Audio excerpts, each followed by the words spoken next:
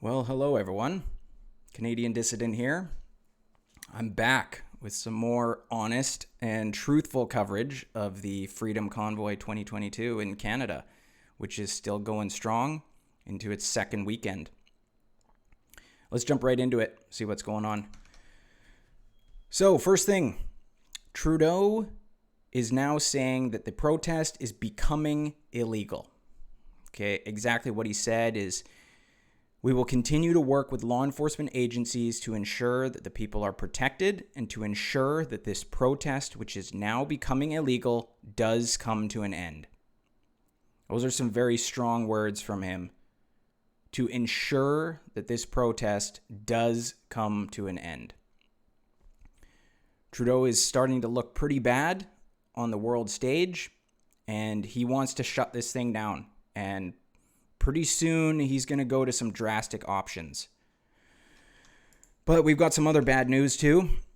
GoFundMe ends payments to the convoy. They've shut down the donation page. And they're citing reports of violence and harassment. Here's what they've actually said. Canada's trucker convoy removed for violating terms of service. Okay, let's see what they say. We now have evidence from law enforcement that the previously peaceful demonstration has become an occupation, with police reports of violence and other unlawful activity. Interesting wording, right? It's become an occupation. Funny because GoFundMe hasn't had a problem with other occupations in the past. Let's see. So, hopefully you guys remember the Chop and Chaz occupations in Seattle, where they took over several city blocks. Funny, they didn't care about that occupation. Capitol Hill occupied protests. They don't care about those. Again, they don't care about Antifa group that was arrested in Kenosha for planning attacks in the city. This is still open. Okay, you can still donate to these. They don't care. This is a completely partisan group. All right, they're losing money for shutting down the truckers' donation page. They're losing money. They're losing supporters. So why are they doing it? Because it's all about politics. They're just part of the narrative, pushing an agenda. Fortunately for us, there was enough pushback that at first they said they were not going to refund people's money. They were just going to send it to a charity, reputable charity of their choice, of course. But there was enough pushback, so now it seems like they will be refunding automatically. So that's good, at least. Everybody's going to get a refund. Of course, people gave this money because they wanted it to go to the truckers. Fortunately, there are other options, and some are open up already. So here we go. This is the Give, Send, Go page. It's pretty much the same type of thing. This is for the truckers. This is where you can donate again if you want to. Hopefully, if you have donated already, you'll get your refund, and you can send it here if you want to. They've already raised over $1 million US, which is pretty incredible. It's only been a couple days. So if you do want to support, this is where you can go. And this group is hopefully going to be a lot less partisan. I don't know that much about them personally, but I know that GoFundMe is terrible. They never should have used them from the start. We already knew that they were a partisan group. We saw it with the Kyle Rittenhouse stuff where they shut down his support, the funding for his legal battle, citing that they wouldn't allow donations towards people who are convicted of violent crimes. But it took people about 5 minutes to find other people that they were allowing to get donations when they were convicted for violent crimes. So, again, it's partisan. Okay, so that's some good news. We're opening up this again. This is something that I wanted to bring people's attention to, though.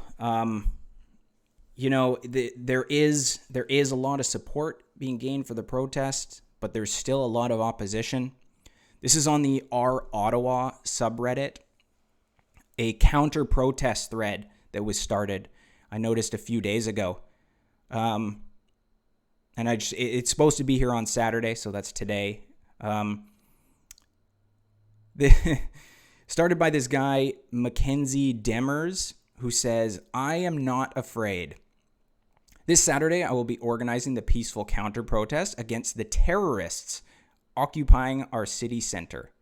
Terrorism is defined as the unlawful use of violence and intimidation, especially against civilians, in the pursuit of political aims. People are afraid. Our downtown workers are afraid to go to work. The police are afraid to act. The city has denied me an official protest permit, citing COVID concerns. I am not afraid." Yeah, it's funny. He says he's not afraid. Well, there's nothing to be afraid of because this protest has been completely peaceful and there have been no injuries reported. So why would you be afraid? But funny enough, it actually seems like he is afraid because they're starting their protest at City Hall. Why are they at City Hall when the truckers' protest is converging on Parliament Hill? Let's take a little look. So here's Parliament Hill. So this is the street where most of the protesting is going on. And they're organizing their counter-protest all the way down here. Ottawa City Hall. Yeah, if they truly weren't afraid, they'd be up there at Parliament Hill. But they are afraid. They're all cowards. This is precisely why they counter these protests, why they support the government. They're cowards. They need big government to look after them, to keep them safe. The only thing the protesters want is freedom, to do their own thing. Well, how is that something that anyone could want to counter? It's bizarre to me. And beyond that, there's the counter protest, but there's also just these mega threads on our Ottawa. Basically, they've pulled all kinds of threads together because they got so many about the protest from people in Ottawa, so they stuck them all in one. This is number 35. They've had so many. So like I said, there is support for the protest, but there's also a lot of people who do not support it. And so I just want to make sure people are aware of this. Another day, another bunch of 250 jabronis camping downtown, moan so much about working that they probably don't work. Dumbass Karen protest. Okay? I see two forms of violence that can or will cause injury. The use of loud train horns in proximity absolutely can cause permanent hearing damage. The diesel exhaust everyone is choking on contains toxins that are harmful to our health. People protesting is fine. I support their right to do it even. But the trucks are what make this an act of terrorism. These threads go on and on like this. There are tons of people that do not support this. And unfortunately, we need these people. We need to be able to convince moderates, people in the middle. We have to bring people over. Everyone has to support this protest. Otherwise, we won't get enough. And so I want people to be aware that there is opposition still, sadly, and bizarre as it is, a movement just asking for freedom from government, from mandates, from tyranny, and they get opposition.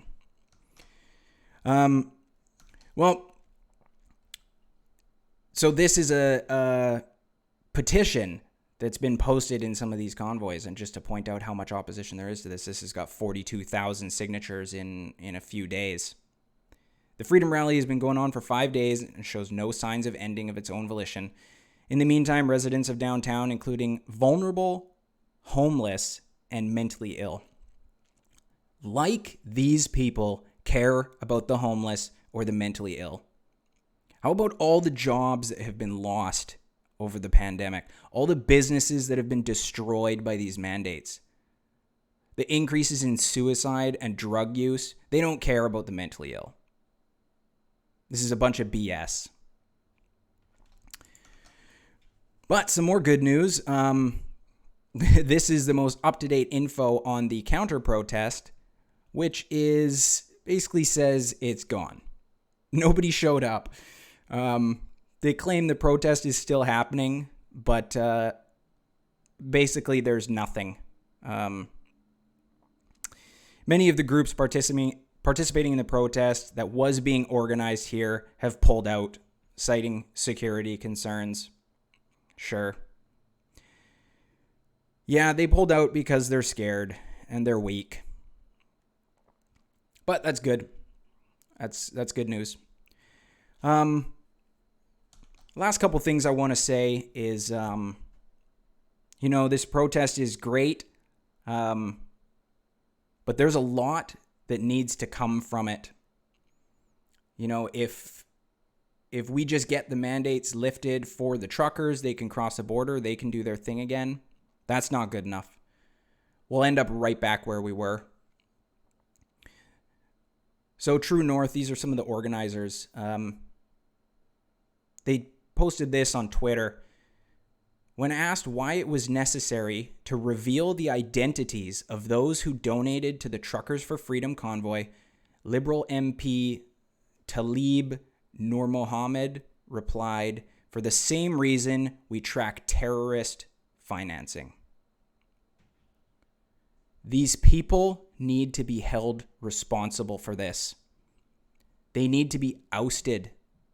All of these Liberal and NDP politicians that are saying stuff like this, calling freedom-loving, patriotic Canadians terrorists, they need to go. They need to be ousted. Trudeau needs to resign. The party needs to implode based on this rhetoric. We have to hold these people responsible. So make sure you are. Try to go out and support protests in your local area. Talk to your politicians. Send messages. Do everything that you can.